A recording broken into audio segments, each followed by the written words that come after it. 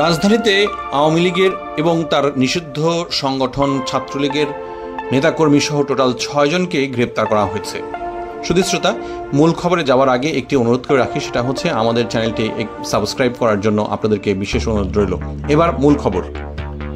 ঢাকা মহানগর পুলিশের গোয়েন্দা বিভাগ রাজধানীর বিভিন্ন জায়গায় অভিযান চালিয়ে আওয়ামী লীগ ও তার নিষিদ্ধ সংগঠন ছাত্রলীগের নেতাকর্মী সহ টোটাল 6 জনকে গ্রেপ্তার করেছে। গ্রেপ্তারকৃতদের মধ্যে আছেন ঢাকা মহানগর দক্ষিণ আওয়ামী লীগের সাবেক সাধারণ সম্পাদক শাহে আলম মুরাদ,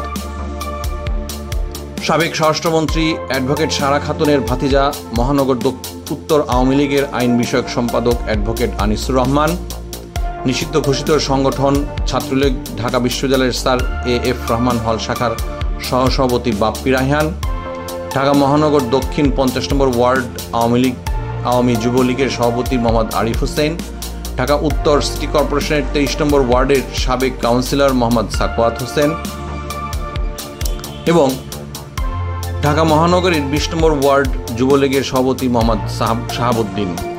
তাদের এই গ্রেপ্তারের বিষয়টি নিশ্চিত করেছে ঢাকা মেট্রোপলিটন পুলিশের মিডিয়া অ্যান্ড পাবলিক রিলেশন বিভাগের উপ পুলিশ কমিশনার মোহাম্মদ তালেবুর রহমান স্বাক্ষরিত এক বিজ্ঞপ্তিতে এই তথ্যটি প্রকাশ করা হয়েছে এবং নিশ্চিত করেছে। শুধু শ্রোতা, এই ধরনের নিউজ নিয়মিত পেতে আমাদের চ্যানেলটি এখনই সাবস্ক্রাইব করুন এবং আমাদেরকে উৎসাহ প্রদানের জন্য অনুরোধ রইল। ধন্যবাদ।